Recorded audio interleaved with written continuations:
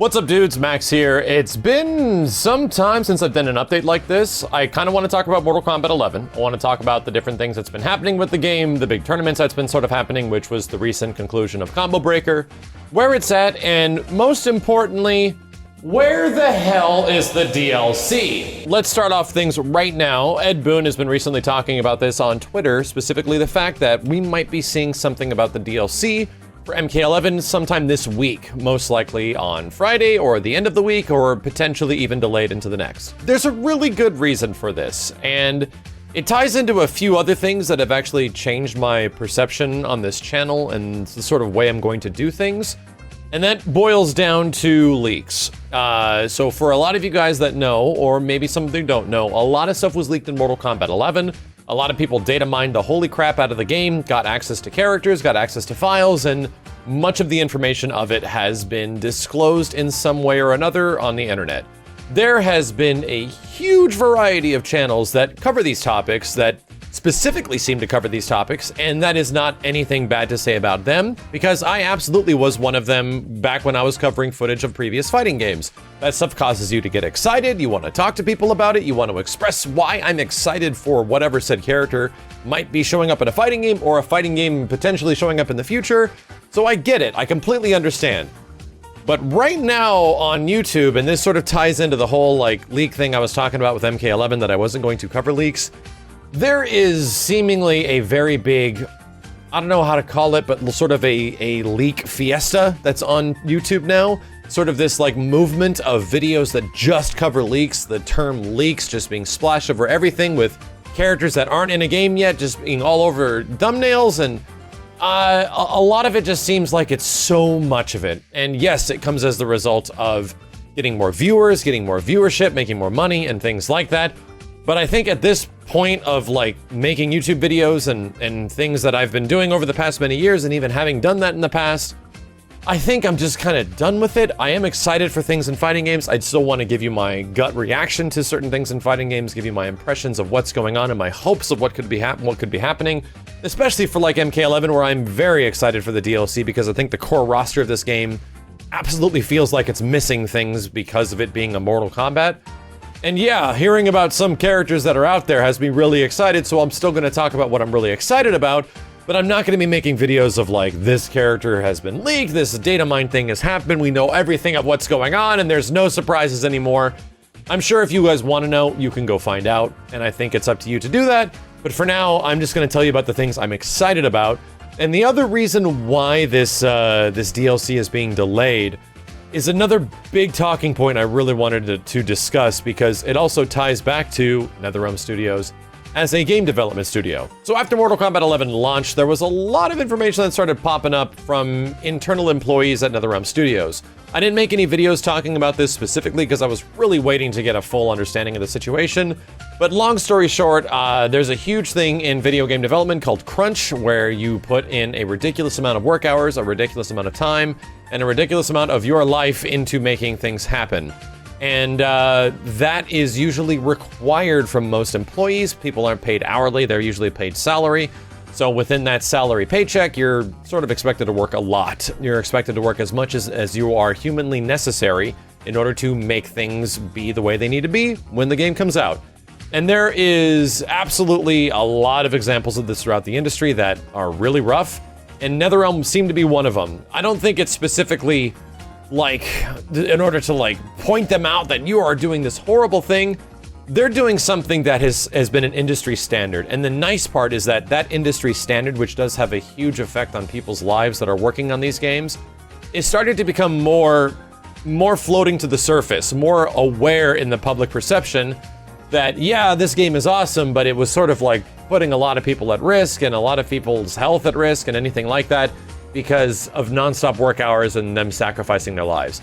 That is to be expected for a lot of people, especially when it comes to artists. When you want to get a project done, you want to do nothing but it, and you expect the people around you to put as much effort into it as you, and that's an unrealistic expectation, especially considering the fact that, well, it's usually your project, it's your work. Of course, you're willing to put as much time as you possibly want into it. So long story short, yeah, a lot of people came out from NRS saying that the crunch time and the hours worked, especially in the past many months and in previous games, has always been pretty rough. It's always been a really, really, really big aspect of working at that company, all the way back to employees working on Injustice 1, maybe even Mortal Kombat 9, but at least the ones that were made public.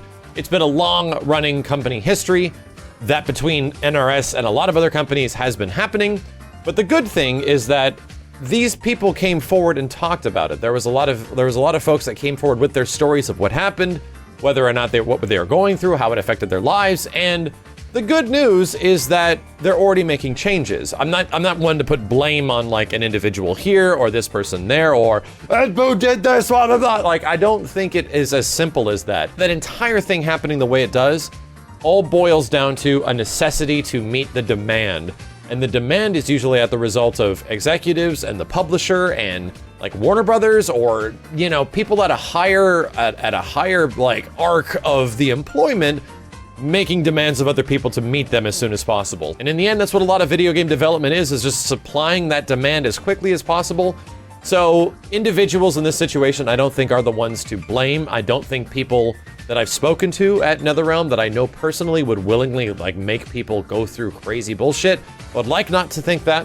So I'm not gonna put individuals that I know at blame. Instead, I think it really boils down to company mandates and things that sort of get like whittled down at the top between very, very high level positions of people we probably don't even hear much about.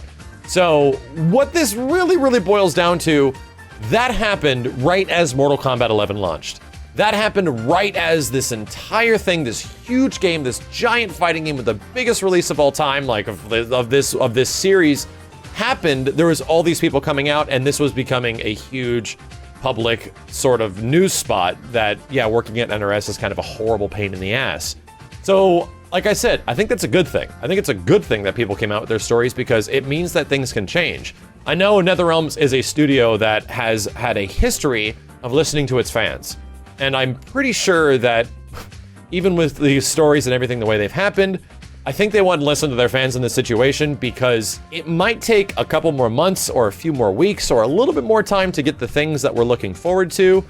But if that comes not as the result of people working insane, horrible crunch hours, then I think a lot of us would be okay with that. I'm okay with Mortal Kombat.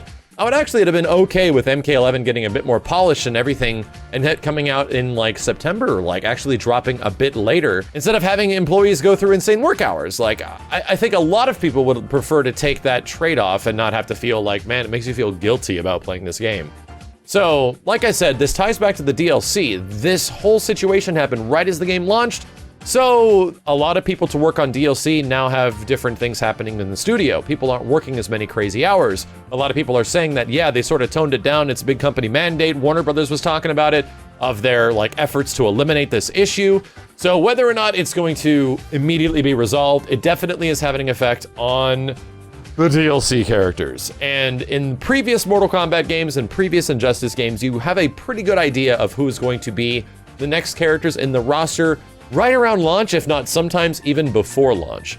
And this is the case all the way back to Injustice 2, back to MKX, back to Injustice 1. You pretty much know who the DLC is, and even at this time for MKX, I think we might have already had 1 or 2 DLC characters. So they're out there, like they are being worked on at the moment. It's just that they're not here yet because people aren't working like 70 to 80 hours a week. And I feel a little bit better about that. There's a lot in MK11 I would love to see change. They've already changed a shit ton of stuff when it comes to single player, which I can absolutely commend them for. But the DLC characters are what people are really excited about. The potential DLC characters are what everyone is like, oh God, are they gonna add Reptile? Are they gonna add Ermac? I'll tell you right now, and I'm gonna highlight my 3 biggest potential DLC characters I would love to see in this game. Number 1 is Spawn. I've been making videos about Spawn showing up in a Mortal Kombat or a NetherRealm Studio game since 2015, even I think before the release of MK11, and there has been talks with Todd McFarlane, yada yada yada. We've even talked about it for MK11, about my potential hopeful characters to be in the game. Usually guest characters show up after the game is out and they're introduced into the story, much less the character lore and intros a bit later. So Spawn is the number 1. I just hope Spawn's interesting. I hope he has a lot of moves that are effective and usable. A lot of characters in the game don't have very good crushing blows, and some of their moves on the non-competitive variations are not great, or they're really good and the competitive variations are good. I hope that stuff gets figured out. I hope Spawn is a part of that figuring out process if he is in the game. and I hope he is. Outside of Spawn, another character that did show up in Mortal Kombat X that I really loved and enjoyed playing as between all the different variations was Takeda. I thought Takeda was a very cool character, albeit between all the other Kombat kids that were introduced, I liked him the most. I think him and Cassie Cage was sort of like the shining beacons. Jackie made it into the game somehow and got a lot of gameplay changes, which was great. And man, I would just love to see Takeda aged a little bit, and we see how that character has evolved in some ways with the Shirai Ryu and everything like that. He's talked about in the story a lot. I just really hope Takeda is in the consideration in some way, because who doesn't want a character with friggin' lightsabers? And last but not least, I wish I could lump this character together, but I don't think it's gonna happen. I would love to say Triborg. I think Triborg was a great way to compile 3, or I'm technically 4, Mortal Kombat Cyborg Ninjas, but I don't think that's going to happen again, especially in the vein of the way Mortal Kombat 11 plays. I think the character I would love to see more than any other Mortal Kombat ninja, because this game is sort of lacking in them quite a bit, is Smoke. Whether or not he's a robot variation, a cyber variation, whether or not he is going to be the crazy hair version of him, which I wasn't, admittedly, a big fan of. I would love to see Smoke come back to Mortal Kombat in some way. I've always loved his moveset, I love the way he looks, and I love the way his combat and his combos have always been visually. And playing him throughout most of these games, I've reminded why Smoke is so damn cool, especially when I go back to MKX. So those are the 3 characters I'm looking forward to the most potentially showing up in DLC for Mortal Kombat. We've even been told from the MK developers that Mortal Kombat 11 is going to be supported for a lot longer than the usual Mortal Kombat game. Usually in NRS game fashion, you get development and DLC for about a year to a little bit over a year after the game comes out. And then that's about it. They get a couple of DLC packs, you're kind of done with some balance changes, and they have a big final balance change, and then see you next time, guys. We got to release our next game. And it seems that from what I was hearing internally before that to what the developers are officially saying now, yes, the game is going to be supported longer than the usual NRS life cycle, which is great. I think the basis of Mortal Kombat 11 is really good. There's a lot of stuff, like I said, that I would love to see changed, and this allows for that to actually happen. And that's one of the things that's kind of stifled the NetherRealm Studios community from somewhat growing a bit and sort of like staying on that game for a little while. You always knew that a couple years later, if you didn't like that game, there was going to be another NRS game right on the horizon. And they might be changing that overall development scheduling, starting with Mortal Kombat 11. So I'm kind of down to see MK11 updated and changed and more characters added to and more stuff, and I think that's a really good thing, and it's a wonderful change of pace to what NetherRealm has been doing of just pumping this thing out year after couple years, after couple years, after couple years. Maybe we can see MK11 grow a little bit and go through some growing pains, and then the developers will try to fix those pains. I mean, all things considered, Street Fighter V was an absolute friggin' disaster, and somehow that game is a lot better, like infinitely a lot better than what it was at launch. Although still not a game that I absolutely love, G is pretty awesome. So there you go, the characters I'm looking forward to as far as DLC in Mortal Kombat, the reason why DLC is ultimately going to be delayed for MK, and last but not least, Combo Breaker being the biggest final tournament for the game, I thought was pretty awesome. It was neat seeing a lot of these characters sort of duke each other out in the high pressure situations, even with characters having somewhat limited options available to them. It was made immediately apparent that some characters are definitely better than others, which is typical NRS fashion. These games are very wonky when it comes to balancing, but hopefully it means that the balancing approach they'll take in the future means that we can give some of the smaller characters a little bit of sugar, some of the characters that obviously have some, issues like Frost and Kotal Khan and stuff like that.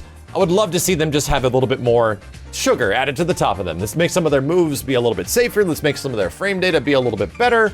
I think is the easiest way to do it. So I don't want to see nerfing. I actually would be down. I'd be completely fine if Garrus and Sonya or whoever else is considered top tier right now actually keeps all of their really cool shit. How about we just prioritize their cool shit and see if other characters can get equally as cool shit? That's a thing that a lot of fighting games would love to do, and I know that is kind of a difficult process, but it's my hope that since MK11 is going to be getting enhanced developer support or amplified developer support, maybe we can actually see that in the future. So that's all I got for you guys right now. That's my current update and process, and it's been kind of busy. There's been a haphazard amount of videos. If you don't know, I'm moving, in the process of moving right now. It's crazy and it's happening all very fast, so I'll keep you updated as quickly as I possibly can. But until then, thank you dudes a ton for watching. We're in the week of Kung Lao, and that's going to continue. And I'll have more updates for MK11, and hopefully that DLC trailer later this week. My name is Max, and I'll see you dudes next time.